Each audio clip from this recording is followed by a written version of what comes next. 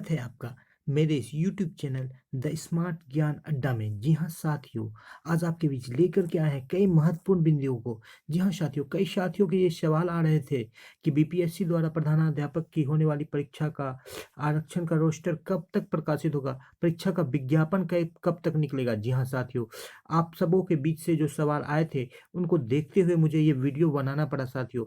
15% वेतन वृद्धि के बाद 31% डीए के बाद कितना वेतन मिलेगा, कितना एरियर मिलेगा और पंचायती राज विभाग द्वारा किन पदों पर बहाली निकली है, विशेषावकाश से संबंधित क्या चिट्ठी निकला है और विद्यालय में नवाचार से संबंधित क्या लेटर निकला है। इन सारे बिंदुओं पर कई सारे शिक्षक साथी फ़ोन कॉल कर रहे थे। इसी को देखते हुए जो ये वीडियो बनाया गया है साथियों, तो काफ़ी महत्वपूर्ण वीडियो है। इसमें आज हम जानेंगे कि जो बीपीएससी द्वारा होने वाली जो प्रधानाध्यापकों की परीक्षा है उसके लिए आरक्षण रोस्टर का प्रकाशन कब तक होगा, 67वीं बीपीएससी के लिए आप आवेदन कब तक कर सकते हैं, 15% जो चिर प्रशिक्षित वेतन वृद्धि थी और 31% डीए जिसकी घोषणा हो चुकी है, उसके बाद आपका सैलरी कितना होगा, हम नियोजित शिक्षकों का सैलरी कितना होगा और हमें डीए कितने एरियर के रूप में कितनी राशि मिलेंगी नवंबर, दिसंबर या जनवरी में।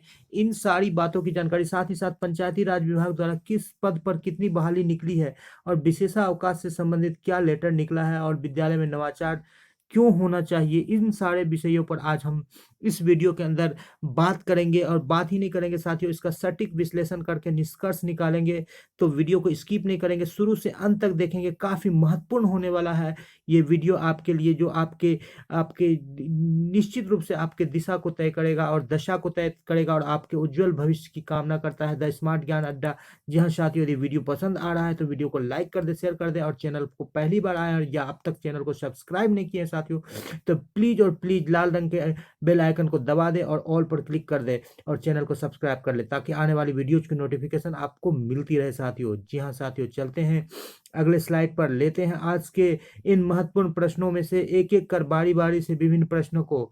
जी हाँ साथियों, आपके बीच यहाँ आ गया है 9 नवंबर के पेपर कटिंग को। यहाँ पर देख करके आपको पता चल रहा है कि प्रधान शिक्षक के आरक्षण रोस्टर क्लियर करे विभाग, यानी कि 24 घंटे के अंदर विभाग को ये आदेश दिया गया है कि आरक्षण के रोस्टर को क्लियर कर दे। जी हाँ साथियों, ये 9 तारीख को, यानी कि 9 नवंबर का ये रोस्टर है, जो कि पहले भी वीडियो में बताया जा चुका है साथियों कि जिलावार जो पदों की आरक्षण संख्या दी जा चुकी है। अररिया से 1327, अरवल से 335, औरंगाबाद से 1003, इस प्रकार से हमारे कटिहार से 1115, खगड़िया से 540, यानी कि विभिन्न जिलों से जो सीटों की संख्या दी जा चुकी है, जिस पर पहले ही मैं वीडियो बना चुका हूं साथियों। और 24 घंटे के अंदर जो है मुख्यालय को इसका, इस बात से आप ये समझ सकते हैं। इस पर एक पत्र भी है जो कि आगे वीडियो में दिखाएंगे आपको साथियों। इसका यह तात्पर्य है कि अब आपका जो प्रधान अध्यापक या प्रधान शिक्षक के लिए होने वाली जो परीक्षा है वो आपके आपके घंटी को दबा रहा है, आपके दरवाजे को खटखटा रहा है साथियों। कहने का तात्पर्य है, जैसे ही पंचायत चुनाव समाप्त होती है दिसंबर के मध्य तक, जैसे ही पंचायत चुनाव पूरा समाप्त होता है दिसंबर के मध्य तक, तो ये जो प्रधान शिक्षक के से संबंधित जो विज्ञापन है साथियों, जो प्रधान शिक्षक से संबंधित जो विज्ञापन है वो निश्चित रूप से निकल जाएगा। ये मेरा गारंटी है साथियों कि 9 वर्ष से पहले या 9 वर्ष के एकदम शुरुआती दौर में आपको प्रधान शिक्षक से संबंधित विज्ञापन निकल जाएगा। ये सरकार का अत्यंत महत्वाकांक्षी ये एग्जाम है साथियों, क्योंकि एनसीटीईआरटी के गाइडलाइन को जिससे संबंधित वीडियो बना फॉलो करने के लिए उनको नियमित शिक्षक की जरूरत पड़ेगी साथियों। तो चलते हैं अगले पार्ट पर, देखते हैं क्या है अगला पार्ट में। यहाँ पर देख रहे हैं कि 31% जो हमारा 28% डीए के जगह पर जो 31% डीए है उसकी स्वीकृति की जा चुकी है। और इसके बाद कितना सैलरी बनेगा ये पेंशन भोगियों को और जो हमारे नियोजित शिक्षक उन सारे लोगों को भी, और ये 1 जुलाई से के प्रभाव से ये जो है लागू होगा। 1 जुलाई के प्रभाव से ये जो आपका जो बढ़ा हुआ सैलरी है लागू होगा। तो इस हिसाब से हम लोगों को बहुत सारा एरियर भी मिलेगा। कितना एरियर मिलेगा इसको हम आगे वीडियो में बताएंगे साथियों। तो सबसे पहले ये जान ले कि जो एक 28% का जो हमारा था वो 9/11 के चिट्ठी के अनुसार ये क्या हो गया, हमारा जो महंगाई भत्ता डीए जो हो गया, डेली अलायंस हो गया, 31% हो गया है साथियों। और ये बढ़ा है 3%। काफ़ी खुशी की बात है हम शिक्षकों के लिए कि 3% महंगाई भत्ता में वृद्धि हुई है। और आगे देखते हैं वीडियो में ये क्या निकल निकल कर आ रहा है सामने साथियों। तो ये पेंशन भोगियों और नियोजित शिक्षक दोनों पर समान रूप से लागू होगा साथियों। प्रधान शिक्षक के आरक्षण को रोस्टर को क्लियर करे, जिसे कि पहले ही हम लोगों ने देख लिया है साथियों। और ये राज्य सरकार के जो 7529 जो वहां से निकला है, जो वित्त विभाग से जो 7529 का चिट्ठी निकला है, जिसका आपको लेटर भी दिखाया जाएगा साथियों। उसके अनुसार 2021 से महंगाई भत्ता क्या हो गया, जुलाई से जो है 28% के जगह पर, यानी कि आपको जुलाई, अगस्त, सितंबर, अक्टूबर और नवंबर अभी आ रहा है साथियों, नवंबर चल रहा है, तो 4 महीने का तो एरियर ये 3% के हिसाब से मिल जाएगा साथियों। और ये जुलाई से है, इसका लाभ नवंबर से जो है आपको मिलने जा रहा है साथियों, वेतन के साथ भुगतान कर दिया जाएगा। तो 4 महीने का इधर का एरियर बन रहा है, और भी बहुत सारा एरियर बन रहा है। टोटल एरियर कितना बनेगा इसके विषय में भी आपको बताया जाएगा साथियों। तो ये फिर एक बार ये समाचार, कई सारे समाचार पत्रों में इसी प्रकार के समाचार आए हैं कि 15% जो है वेतन वृद्धि के साथ एरियर भी मिलेगा, क्योंकि ये जो वेतन वृद्धि की घोषणा थी काफी पहले की जा चुकी थी साथियों। यहाँ पर हम लोग देख लेते हैं कि तकरीबन 1.25 साल पहले ये घोषणा की जा चुकी थी साथियों। तकरीबन 1.25 साल पहले ये घोषणा की जा चुकी थी। 15 अगस्त के दरमियान में भी मुख्यमंत्री नीतीश कुमार ने यह घोषणा की थी कि अप्रैल से क्या होगा कि शिक्षकों को बढ़ी हुए 15% जो वेतन वृद्धि, जो समान काम समान वेतन का केस हो रहा था, उसके बाद जो किया गया था कि मिलेगा। लेकिन ऐसा हुआ नहीं साथियों। कई लंबे समय तक ये जो मामला है फंसा हुआ रहा, और वित्त विभाग में फाइल फंसी हुई रही, और 1.25 साल तक चला फाइल का खेल। 1.25 साल तक फाइल को लटका करके रखा गया और लंबा वृद्धि हुआ। 18 अगस्त को ही इस पर फैसला लिया गया था। 15 अगस्त को नीतीश कुमार ने गांधी मैदान से घोषणा किया था। लेकिन मैं 7 से 8 महीने तक वेतन वृद्धि को फाइल पर टेबल पर घूमती रही। इस बात को हम लोग देख रहे हैं, और अब जो समय आ गया है कि अब वो फाइल आगे बढ़ चुका है, उस पर मुहर लग चुकी है। और अब हम लोगों को जो 1 अप्रैल जो 2021 से जो वेतन वृद्धि का लाभ मिलने वाला था साथियों, वो मिलने वाला है, जिसको हम लोग आगे देख रहे हैं कि ये वित्त विभाग ने वेतन बढ़ाने की दी मंजूरी। कहने का तात्पर्य है कि वित्त विभाग का मोहर लग चुका है। तो अब जो है, जो 15% वेतन वृद्धि, जो 4% वेतन वृद्धि था, जिसका हम लोगों ने लंबे समय से इंतजार कर रहे थे साथियों, वो वेतन वृद्धि अब हमारे खाते में 1-2 महीने में आएगा। और इसके साथ साथ हमें एक और काम करना पड़ेगा साथियों, कि अभी भी देरी हो सकती है, क्योंकि हमको फिक्सेशन करवाना पड़ेगा। क्योंकि बहुत सारे शिक्षक जो है 2003 में ज्वाइन किए, बहुत सारे शिक्षक 2006 में, 7 में, 12 में, जब 15 में, बहुत 18-19 में, यानी कि तरह तरह के शिक्षक, नियोजित शिक्षक है, जो कि अलग अलग वर्षों में नौकरी को ज्वाइन किए हैं। लेकिन सरकार इसमें अपना खर्चा बता रही है कि 1950 करोड़ का उनको जो है एक्स्ट्रा बजट लगाना पड़ेगा इन शिक्षकों को वेतन को देने के लिए। अभी कोरोना काल के बाद से जो ये शिक्षण दे नहीं पा रही थी सरकार, इसलिए इसी को क्या किया था कि वेतन वृद्धि को रोक लिया था। और इस वेतन वृद्धि के द्वारा कम से कम 2500 से 4500 रुपये तक के एक एक शिक्षक के सैलरी में बढ़ोतरी होगी, जिसका मूल वेतन जितना अधिक होगा, उसके सैलरी में बढ़ोतरी भी उतनी ही अधिक होगी। आप अपने मूल वेतन के द्वारा सैलरी को निकाल सकते हैं, जिसे हम आगे बताएंगे। सरकार फिर एक बार कह रही कि 2015 में भी 20% का वृद्धि वृद्धि दिया गया था लगभग। फिर से 2017 में भी 17% की वृद्धि दी गई थी। ये अपने पुराने गीत को गा रही है सरकार। तो देखते हैं कि 15% वेतन वृद्धि, 3.5 लाख शिक्षकों को 15% वेतन, कई सारे समाचार पत्र इन सारे खबरों को दे रहे हैं साथियों। तो यहाँ पर आप देख लेते हैं एक महत्वपूर्ण समाचार पत्र, एक महत्वपूर्ण समाचार है कि इस शिक्षक संघ ने ये अपील की है कि पश्चिम चंपारण का ये पत्र है कि यूटीआई द्वारा जो है कि वो राशि जो फंसा हुआ है शिक्षकों का, उसको निकासी के लिए क्या करे कि आदेश दे। जो सरकार का जो शिक्षा विभाग है, ये यूटीआई की राशि के लिए आदेश दे। ये पश्चिम चंपारण का पत्र है साथियों। प्रेषक शिक्षा, जिला शिक्षा पदाधिकारी के द्वारा दिया गया है और बैंक को दिया गया है। जी हाँ साथियों, जिला शिक्षा पदाधिकारी के द्वारा ये बैंक को दिया गया है कि जो यूटीआई का राशि जो फंसा हुआ है, जो 200 या 300 रुपया करके शिक्षकों का कटता था, वो राशि जो है फंसा हुआ है, उनको निकालने का आदेश दिया गया है। तो इस तरह के आदेश को अपने जिला में भी, जो भी बिहार के अन्य जिला में जहां ये लागू नहीं हुआ है, वहां के शिक्षक संघ को इस पर संज्ञान लेना चाहिए और इस पर त्वरित गति से कार्रवाई करनी चाहिए, जो ताकि जो शिक्षक का जो राशि फंसा हुआ है, जो उनके खाते में चले जाए, तो काफी अच्छा ये खबर होगा। ये 5 तारीख को ऐसा पश्चिमी चंपारण से दिया गया है, एक अनुकरणीय पत्र है। और यूटीआई की जो राशि फंसी हुई है, उसको निकालने के लिए हमारे संघ को भी इस पे संज्ञान लेना चाहिए, सभी संघों को मिलजुल कर लेना चाहिए। देखते हैं आगे क्या है।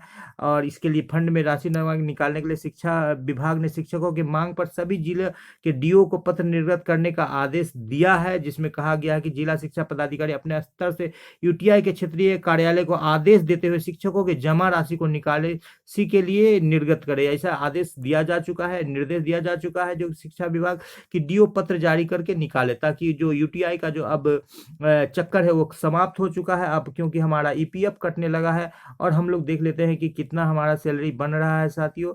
तो आप देख लेते हैं यहाँ पर जो एक आपके बीच यहाँ पर स्क्रीन में आ चुका है साथियों। यदि आपका सैलरी, ये बेसिक ग्रेड के शिक्षकों के लिए यदि 18,530 रुपया सैलरी है, तो अभी आपको 21,598 मिल रहा था साथियों। और 28% पर यह 23,634 मिल रहा था।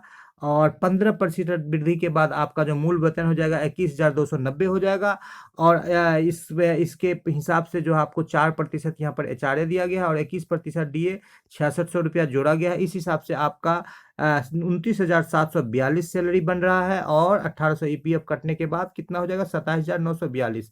अब रही बात 15% वृद्धि। 15% वृद्धि आपका जितना मूल वेतन है साथियों, जिस शिक्षक का भी जितना मूल वेतन है, अलग अलग वर्ष में अलग अलग शिक्षक ज्वाइन किए हैं, अलग अलग कैटेगरी में, कोई बेसिक ग्रेड में, कोई स्नातक ग्रेड में है, तो आपको 15% मतलब एक एक इंक्रीमेंट में 3% बढ़ोतरी होती है। और हम पहला इंडेक्स से दूसरे इंडेक्स में चले जाते हैं, फिर दूसरे साल तीसरे। तो इस बार 15% सरकार दे रही है, तो आपका जितना भी इंडेक्स है आप वहां से 5 इंडेक्स आगे बढ़ेंगे। यदि किसी साथी का सैलरी 20,240 रुपया है वर्तमान में, तो वो 15% मासिक वृद्धि के बाद वो साथी यहाँ से 4 से कितना था 5, 6, 7, 8, 9 9वें इंडेक्स पर पहुंच जाएंगे। और अभी वर्तमान में यदि उनको इतना सैलरी मिल रहा था या मिलेगा, तो अभी उनको कितना मिलेगा, ये यहाँ पर जो है काट करके यहाँ पर 35,650 रुपया सैलरी मिलेगा।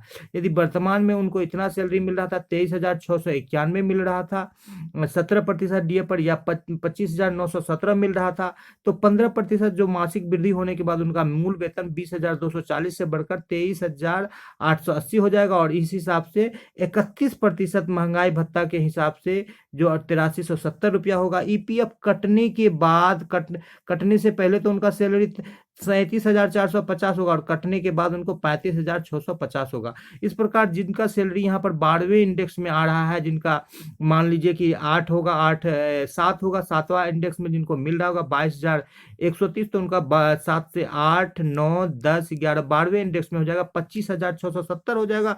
और उनको कितना सैलरी मिलेगा यहाँ पर, ये 38,000 के आसपास मिलेगा। यहाँ पर दिखाई नहीं पड़ रहा, 38,000 के आसपास या 37,000 के आसपास मिलेगा ईपीएफ कटने के बाद। तो काफ़ी अच्छा सैलरी में इजाफा हो रहा है, ये काफ़ी खुशी की बात है हमारे लिए। तो जो हम लोगों ने समान वेतन के लिए संघर्ष किया था, उसका फलाफल जो भी मिले 15% के रूप में आज हमारे बीच अब बहुत नज़दीक आ गया है, मिलने का समय आ चुका है साथियों। तो हम लोग अब देख लेते हैं कि अब एरियर हमारा कितना बन रहा है साथियों, इसको भी हम लोग देख लेते हैं। यदि जुलाई में वार्षिक वृद्धि हो रही है और 2022 से मिलना शुरू होता है, तो 4%, 4 दिसंबर 2021 तक का आपका अनुमानित एरियर कितना होता है साथियों, इसको हम लोग जान लेते हैं। जिस साथी का यदि मूल वेतन 21,370 है, तो उसका एरियर लगभग 41,280 रुपया के लिए बनेगा। और जिसका 22,020 का मूल वेतन है, तो उसका 42,450।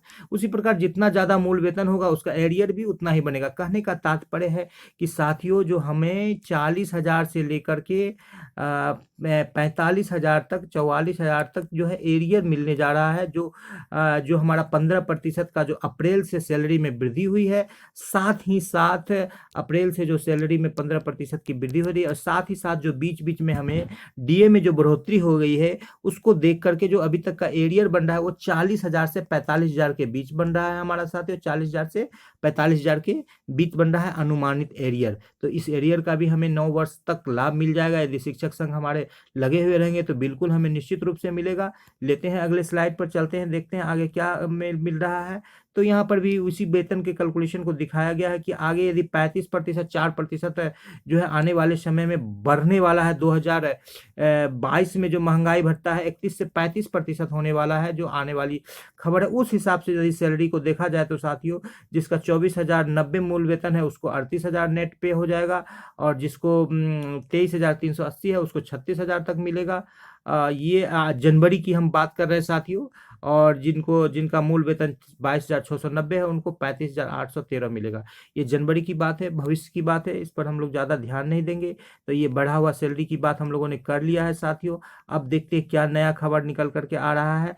तो यहाँ पर देख रहे हैं कि जो भी शिक्षक साथी 8 किलोमीटर नगर क्षेत्र के दायरे के अंदर है, नगर क्षेत्र उनको कहते हैं जहाँ की 75% आबादी जो है कृषि को छोड़कर अन्य कार्य करती है, यानी कि जो नगर में आते हैं और 8 किलोमीटर के रेडियस में, 8 किलोमीटर के सरकमफेरेंस में उनका यदि ये है विद्यालय है, तो उनको 8% की दर से महंगाई भत्ता मिलेगा। सारण जिला अंतर्गत ये चिट्ठी निकला है। अमृत प्रसाद सिंह प्राथमिक शिक्षा निदेशक ने निकाला है। जिला शिक्षा पदाधिकारी सारण को दिया है कि सारण जिला नगर क्षेत्र के 8 किलोमीटर के परिधि के अवस्थित विद्यालयों में कार्य शिक्षकों का आवास भत्ता 8% का लाभ दिए जाने के संबंध में, नहीं 8% आवास भत्ता लेता है। तो ये सारण में यदि लागू हो रहा है साथियों, तो बिहार के हर एक जिला में लागू होगा। यदि कहीं के शिक्षक साथी 8% के परिधि में उनका विद्यालय है नगर क्षेत्र से और उनको नहीं मिल रहा है, तो निश्चित रूप से वो अपने संघ के ओर अपने मजबूती से हाथ बढ़ाए और संघ का सहयोग ले और खुद से प्रयास करे, और ताकि उनका जो 4% का जो लॉस हो रहा है उसको जरूर ले। और यहाँ पर हम लोग देख रहे हैं कि ये पत्र है पंचायती राज विभाग द्वारा।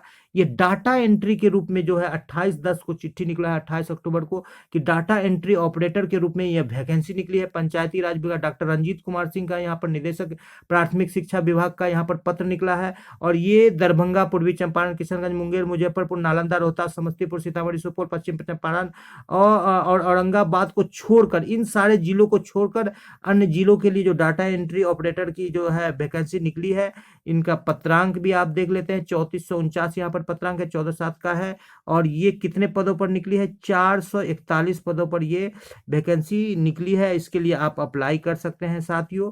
यहाँ पर देख लेते हैं, गया सिवान 441 पद पर ये निकली है। जो भी साथी हमारे कंप्यूटर के जानकार हैं, जो भी साथी कंप्यूटर के जानकार हैं या अभी तक उन्हें रोजगार नहीं मिल पाया है, तो वो इसके लिए अप्लाई कर सकते हैं। इसको नेट पर आप सर्च कर सकते हैं। डाटा एंट्री ऑपरेटर का डाटा एंट्री ऑपरेटर के लिए निकला है वैकेंसी। रंजीत कुमार सिंह जो पंचायती राज विभाग के जो ये है निदेशक हैं, उनके द्वारा ये पत्र निकाला गया है।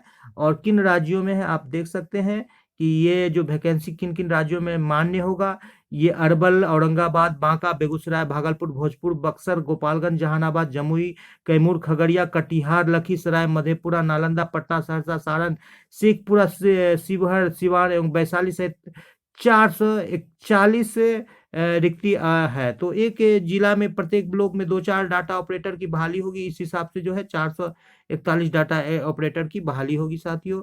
तो लेते हैं अगले स्लाइड को, देखते हैं आगे क्या है। तो यहाँ पर ये देख लेते हैं साथियों कि बीपीएससी के द्वारा जो बहाली जो 67वीं पीटी की परीक्षा होगी, उसके लिए जो है आवेदन करने की तिथि 29/11 तक बढ़ा दिया गया है। 29 नवंबर तक आवेदन कर सकते हैं जो भी साथी जिनका उम्र अभी बचा हुआ है बीपीएससी के लिए। वो बीपीएससी 67 पीटी के लिए जो संयुक्त प्रारंभिक परीक्षा होगी उसके लिए वो अप्लाई कर सकते हैं। 29 नवंबर तक उसका तिथि को क्या कर दिया गया है, विस्तारित कर दिया गया है। 29 नवंबर तक को बढ़ा दिया गया है, जिसकी जनवरी में परीक्षा की संभावित तिथि घोषित की गई है साथियों। तो यहाँ पर जो देख लेते हैं कि जो जिलावार शिक्षकों के आरक्षण के, जिसका हम लोगों ने पेपर कटिंग पहले ही देख लिया था, उसका अमृत प्रसाद सिंह प्राथमिक शिक्षा निदेशक का पत्र जारी किया गया है सभी जिला शिक्षा पदाधिकारी को कि ये जो है 1902 इसका पत्रांक है और 11/10 का ये लेटर है 11 का, कि ये जल्द से जल्द क्या है कि जो प्रधानाध्यापक के लिए जो रिक्ति है उसके लिए जो आरक्षण रोस्टर को पालन करते हुए 24 घंटे के अंदर, इसी 24 घंटे को जो है पेपर वाले ने हेडिंग बनाया था साथियों। तो कहने का तात्पर्य है जो प्रधानाध्यापक प्रधान शिक्षक की होने वाली परीक्षा, जो बीटीपीएससी द्वारा होने वाली जो परीक्षा है, वो निश्चित रूप से बहुत ही कम समय में, यानी कि पंचायत चुनाव के बाद निश्चित रूप से आपके समक्ष उसका विज्ञापन होगा। इसलिए कमर कस ले साथियों, तैयार हो जाए प्रधानाध्यापक प्रधान शिक्षक के लिए। यहाँ पर देख लेते हैं जो कि हमारे महिला शिक्षिका बहनों के लिए क्या समाचार आ रही है। यहाँ पर आ रहा है कि बिहार प्रशासनिक सुधार मिशन सोसाइटी के द्वारा जो है यहाँ पर एक पत्र निकाला गया है समान प्रशासन विभाग के कि बिहार प्रशासनिक विभाग सुधार मिशन सोसाइटी बिहार पटना के अंतर्गत सूचित विभिन्न संवैधानिक पदों पर नियोजित एवं कार्यरत महिला कर्मियों को प्रत्येक माह 2 दिनों का जो है विशेष अवकाश का प्रावधान दिया जाता है। कई जगह पर इनको रोका जा रहा था प्रधान के द्वारा। विशेष अवकाश 2 लगातार दिनों के लिए प्रत्येक माह में एक बार ही दे होगा। यह विशेष अवकाश सभी कार्यरत महिला कर्मियों को पंचांग वर्ष में अनुमान आकस्मिक अवकाश के अतिरिक्त दे होगा। विशेष अवकाश देने का अधिकार नियंत्रित पदाधिकारी का होगा। विशेष अवकाश उपयोग हेतु आवेदन सूचना दिया जाना अनिवार्य होगा। यह आदेश तत्काल प्रभाव से लागू होगा। ये 8/11 यानी कि 8 नवंबर से यह पत्र निकला है कि विशेष अवकाश आप ले सकते हैं। महिला शिक्षिका प्रत्येक महीना में 2 दिन लगातार आप ले सकते हैं। विशेष अवकाश के रूप में आप ले सकते हैं। ये पत्र निकला है। कई जगह पर इस पर पाबंदी लगाई जा रही थी। इसी को देखते हुए समान प्रशासन विभाग को ये पत्र निकाला गया है। तो काफ़ी लंबा वीडियो हो रहा है साथियों। तो अब तक यदि चैनल को सब्सक्राइब नहीं किए हैं साथियों तो चैनल को सब्सक्राइब कर लें और वीडियो को लाइक कर दें और शेयर कर दें। और इसके साथ ही आपसे विदा लेते हैं। वीडियो को शुरू से अंत तक देखने के लिए आपको बहुत बहुत धन्यवाद और इस चैनल को ढेर सारा प्यार देने के लिए आपको बहुत बहुत धन्यवाद। आपका भविष्य उज्जवल हो, इसी कामना के साथ द स्मार्ट ज्ञान अड्डा आपसे विदा लेती है। जय हिंद, जय भारत।